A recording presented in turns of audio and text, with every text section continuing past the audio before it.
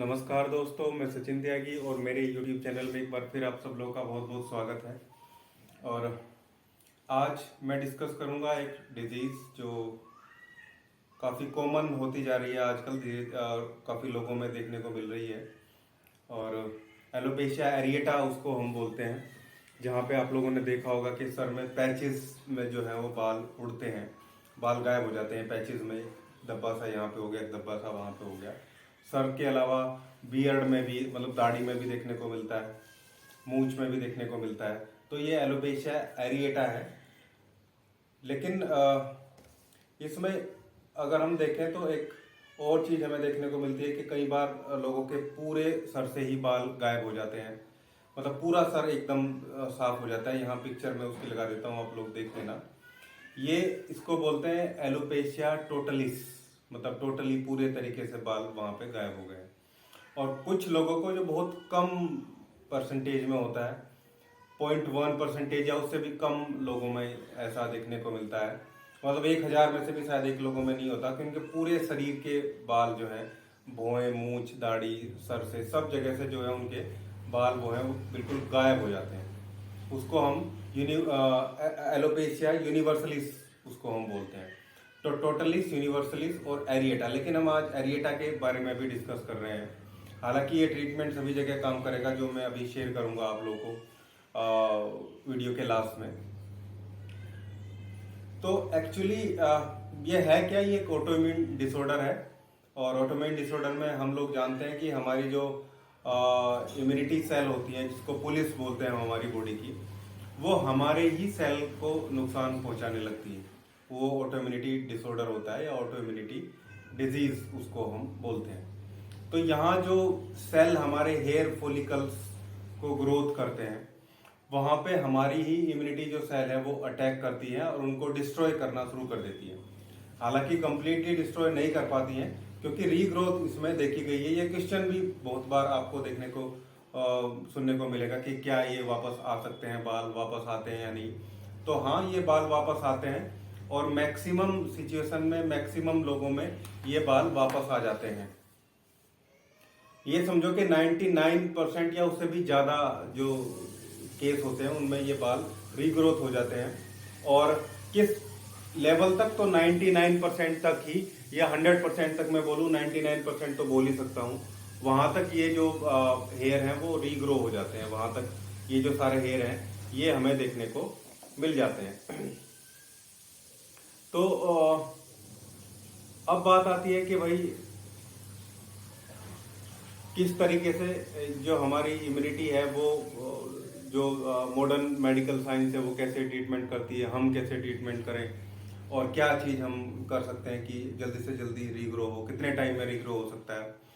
तो जैसे modern medical science में तो मैक्सिमम स्टेरॉइड्स ही इसमें यूज़ करते हैं लोग, और उससे इम्यूनिटी को सप्रेस एक्चुअली किया जाता है। तो वो एक जगह तो दिखता है कि फ़ायदा हो रहा है कि हमारे बाल वापस आ रहे हैं या आने स्टार्ट हो गए हैं, लेकिन वो जो जो आपकी जो स्टेरॉइड्स आपके कंटिन्यूस चालू होते हैं वो कम्प्लीटली आपकी इम्यूनिटी को डाउन करते हैं, और इससे दूसरी जो बीमारी हैं उनके होने के जो चांसेस हैं वो लगातार बढ़े रहते हैं।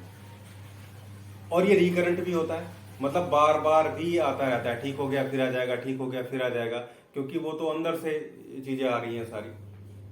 हालांकि कारण की देखें तो बहुत सारे डिस्कशन में, मेडिकल जर्नल्स में अभी इतना साफ साफ क्लियर नहीं हुआ कि भाई ऑटो इम्यूनिटी क्यों डेवलप हो रही है और ये ऑटो इम्यून डिजीज होने के कारण क्या है। ये सब चीज़ें अभी उतने तरीके से क्लियर नहीं है।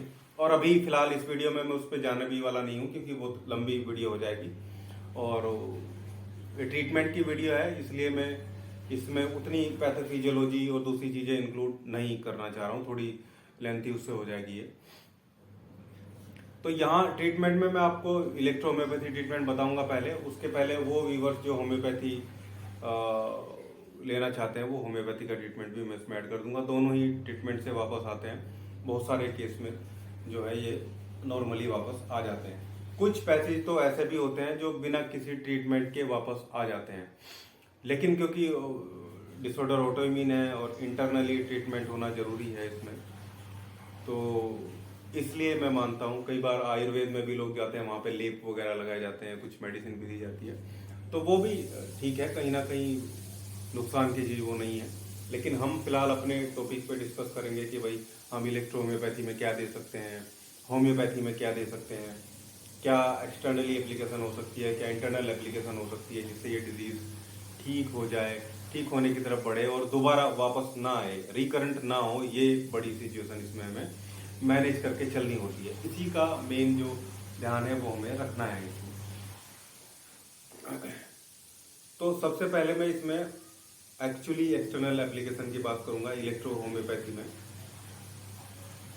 तो ये मैंने देखा है कि S5 APP और स्लास, S5 APP और स्लास को अगर उस पैच पे लगाया जाए तो बहुत जल्दी जो जो हेयर फॉलिकल्स, क्योंकि जो हमारी ऑटो इम्यूनिटी है वो उन सेल को कम्प्लीटली डिस्ट्रॉय नहीं कर पाती है, कहीं ना कहीं हेयर फॉलिकल्स नीचे दबे रहते हैं, नए फॉलिकल्स निकलने की साइकिल भी चलती रहती है।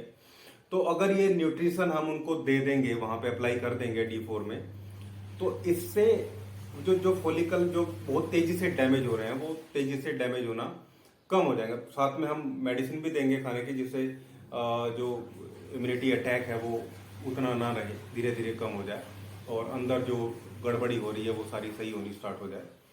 तो S5 APP और स्लास आप चाहें तो इसमें A2 ऐड कर सकते हैं और G भी ऐड कर सकते हैं, लेकिन मैं चाहूँगा आप ऐड ना ही करें इलेक्ट्रिसिटी, और अगर करें भी तो फिर R ही ज़्यादा अच्छी है थोड़े से क्वांटिटी में। लेकिन अगर नहीं भी करेंगे तो S5 APP स्लास तीनों को आप इक्वल क्वांटिटी में ले लीजिए। थोड़ा सा APP को दो चार बूंदे एक्स्ट्रा आप ले सकते हैं, लेकिन अप्लाई आप ऑयल में करिए। एक्चुअली पानी में कंप्रेस का तरीके से नहीं कीजिए। मैं चाहता हूं कि वो ज़्यादा देर तक लगा रहे, ज़्यादा देर तक वहां पे वो उसको न्यूट्रिशन देता रहे, और ऐसा ऑयल के साथ ही हो सकता है।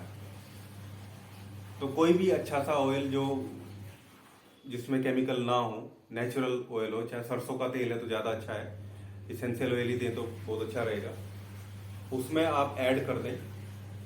और उसमें एक छोटा सा जैसे 100 ml ऑयल लिया आपने, 10 ml मेडिसिन ले लिया आपने, तीनों मेडिसिन मिला के 10 ml, और 90 ml आपने ऑयल ले लिया। अब उसमें एक कैप्सूल आप विटामिन ई का ओपन कर दे, जो ग्रीन सा विटामिन ई का लिक्विड वाला कैप्सूल आता है, जेली वाला, वो एक कैप्सूल उसमें ओपन कर दें, एक या दो, उसको अच्छे से मिक्स करके दें और उसको लगाने के लिए बोलें। इससे बहुत जल्दी ही 7 से 8 दिन में ही उसको फर्क दिखना स्टार्ट हो जाएगा, पैचेज में उसको छोटे छोटे फॉलिकल्स जो हैं वो दिखने स्टार्ट हो जाएंगे। अब बात करते हैं कि भाई यहाँ ऑटो इम्यूनिटी में हम क्या यूज़ कर सकते हैं। तो ऐसा हमने देखा है, ऐसा हमने सीखा है अपने सीनियर गुरुजनों लोगों से कि S5 Ven1 दो बहुत अच्छी रेमेडी हैं।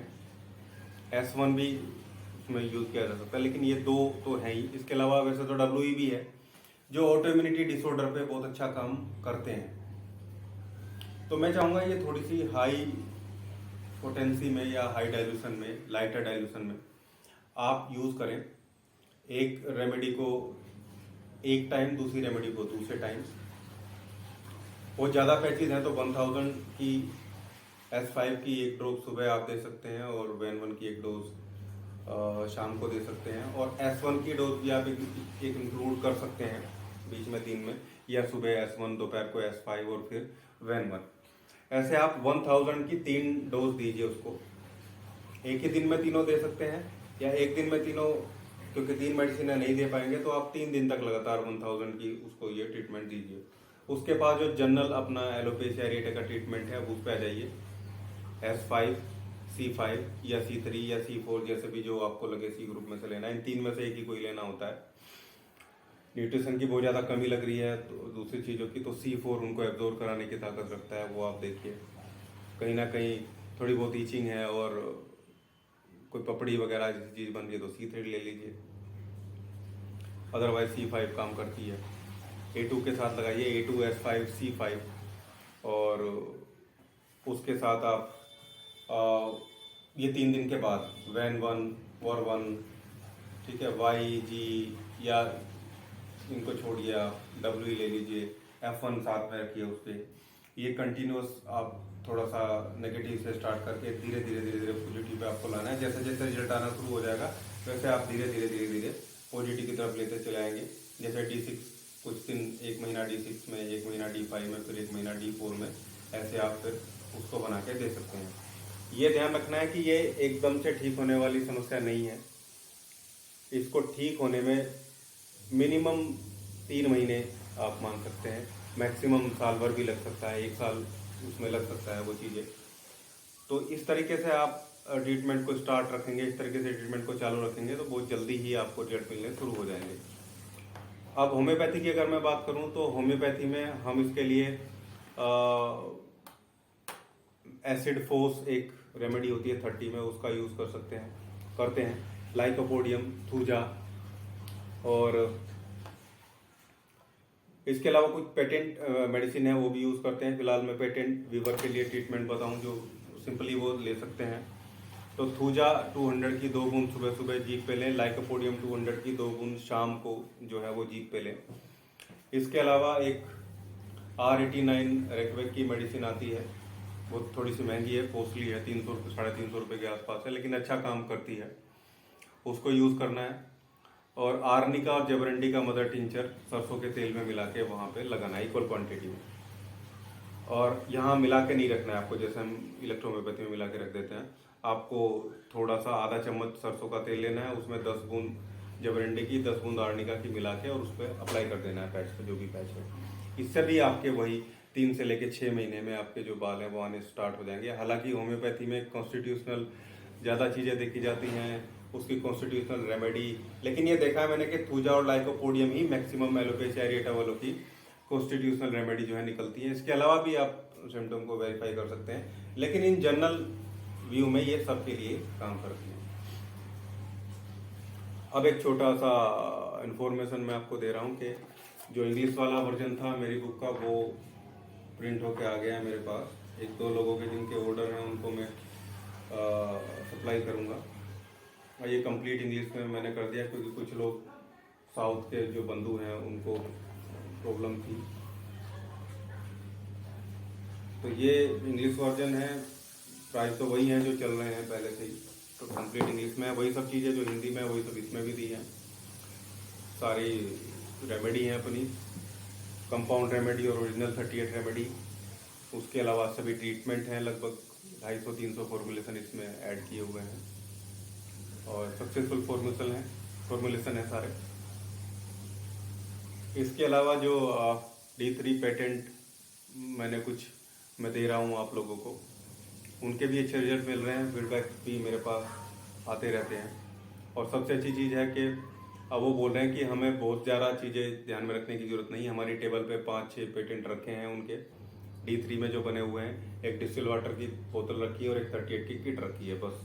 इसके अलावा मैक्सिमम बोल रहे हैं कि 60 से 70% लोग ट्रीटमेंट में हमें टेबल से उठना ही नहीं पड़ता है दूसरी रेमेडी देखने के लिए या पेटेंट देखने के लिए। 30 ml डिस्टिल वाटर लिया, उसमें जो पेटेंट फिट बैठ रहा है वो पेटेंट ऐड करके उसका डाइल्यूशन बना लिया, फिर D3 से जो रेमेडी ऑर्गन की जो एक्चुअल रेमेडी है जो उसमें डालनी। क्योंकि जो हमारे जो पेटेंट है वो एक पर्टिकुलर सिम्टम, पर्टिकुलर डिजीज को न्यूट्रिशन देने के लिए या उनकी हाइपर एक्टिविटी को बैलेंस करने के लिए है, लेकिन फिर हम बाद में उसकी ऑर्गन की रेमेडी और उसकी स्ट्रक्चर की रेमेडी उसमें डाल के मैक्सिमम केस में एस ग्रुप से सी ग्रुप से एक रेमेडी और कोई इलेक्ट्रिसिटी डाल के उसमें देते हैं। तो आप देखेंगे कि वहीं से सब काम हो रहा है। 1 या 2 बोतल बना के वहीं से दे दी हमने और सब इतना इजीली ट्रीटमेंट हो गया। प्योर इलेक्ट्रो होम्योपैथी, डिपेंडेंसी बहुत कम हो गई है कि भाई ये पेटेंट लो, वहाँ से ये लो, ये। और दूसरी सबसे बड़ी चीज़ है कि आप बहुत कम पैसे में अच्छा ट्रीटमेंट दे सकते हैं। एक पेटेंट कोई भी 100-150 रुपये से कम 30 ml देता नहीं है, और आप 30 ml बनाएंगे तो आपका खर्चा कितना हो रहा है? 10 रुपये, 5 रुपये, एक 3 रुपये की बोतल और 3-4-5 रुपये की मेडिसिन, 10 रुपये का खर्चा हो रहा है। वहाँ आपको कितने बचत हो रही है और यहाँ कितनी बचत हो रही है? बचत यहाँ भी इतनी हो सकती है। आप उसको 150 रुपये में दे रहे हैं, इसको 100 रुपये में दीजिए, उसमें 150 रुपये में उतने नहीं आपको बच रहे हैं, यहाँ 100 रुपये में उतने ही आपको बचेंगे। लेकिन सबसे बड़ी चीज़ है कि जो पेशेंट आपके पास आया है उसके लिए कितना अच्छा हो गया। वो पहले 2 बोतल आप उसको 250-300 रुपये की दे रहे थे, अब आप 2 बोतल उसको 150 से 200 रुपये की दे रहे हैं। तो उसको भी 100 रुपये बच गए, आपकी बचत उतनी हो रही है और इफेक्टिव ज़्यादा है। प्लस सबसे बड़ी चीज़ है कि कस्टमाइज है, आप अपनी मर्जी से दे सकते हैं क्या ऐड करना है क्या नहीं ऐड करना है, क्या आपकी समझ में आ रहा है। वहाँ आपको आइडिया नहीं है कि क्या इसमें है, दूसरा आपको क्या उसके साथ देना है। यहाँ सब मैंने क्लियर कर रखा है मैक्सिमम चीज़ें, तो वो आप देख सकते हैं। प्लस ये डिजीज़ के बारे में मैंने आपको बताया, और उम्मीद है आप लोग को अच्छा लगा होगा। अच्छा लगा तो लाइक कीजिए, शेयर कीजिए, चैनल को सब्सक्राइब जरूर कीजिएगा। Thank you.